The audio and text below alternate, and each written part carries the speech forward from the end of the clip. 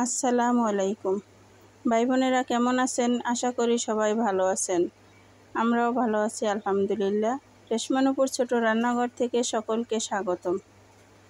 আজকে আপনাদের মাঝে নিয়ে এসেছি আরও একটি উপকারী রেসিপি, সেটি হলো কালিজিরার ভর্তা। কালিজিরা ভর্তা শরীরের জন্য খুবই উপকারী। এই যে দেখেন, এখানে আমি কিছু কালিজিরা নিয়েছি। কালিজিরাগুলো আমি আগেই ধুয়ে পরিষ্কার করে শুকিয়ে নিয়েছি। এখন আমি ভেজে নেব।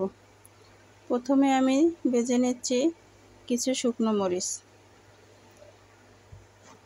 এখানে আমি একটু বেশি করে শুকনো মরিচ ভেজে নিচ্ছি কিছু রেখে দেওয়ার জন্য। মরিচগুলো আমার ভাজা শেষ। এখন আমি ভেজে নেব রসুন, পেঁয়াজ। প্রথমে আমি রসুন দিয়ে দিলাম, এখন আমি পেঁয়াজ দিয়ে দিচ্ছি।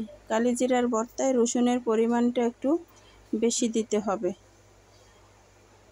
তাহলে কালিজিরার ভর্তার স্বাদ আরও বাড়িয়ে দিবে। এই যে দেখেন, আমি রসুন পেঁয়াজগুলো সুন্দর করে অল্প তেলে ভেজে নিচ্ছি। ভাজা শেষ। এখন আমি ভেজে নিচ্ছি কালিজিরা। এই যে দেখেন, কালিজিরা আমি দিয়ে দিলাম। কালিজিরা শরীরের জন্য খুবই উপকারী, ঘা ব্যথা, জ্বরের জন্য খুবই একটি উপকারী। মৃত্যু ছাড়া সব রোগীদের উপকারী করে এই কালিজিরা। তাই বাসায় একবার হলেও আপনারা বানিয়ে খাবেন। এই যে দেখেন, কালিজিরা ফুটে ফুটে উঠছে।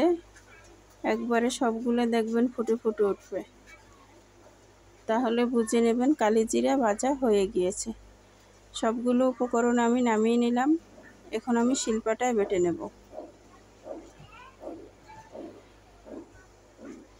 প্রথমে আমি মরিচ রসুনগুলো বেটে নেব। এই যে দেখেন, অবশ্যই পাটায় বেটে নেবেন। পাটায় বেটে নিলে ভর্তা অনেক মজা হয়, সুস্বাদু হয়। এই যে দেখেন, আমি বেটে নিচ্ছি। একটু মিহি করে বেটে নিতে হবে। এখন আমি কালিজিরাগুলো দিয়ে দিলাম, এগুলোও সুন্দর করে বেটে নেব।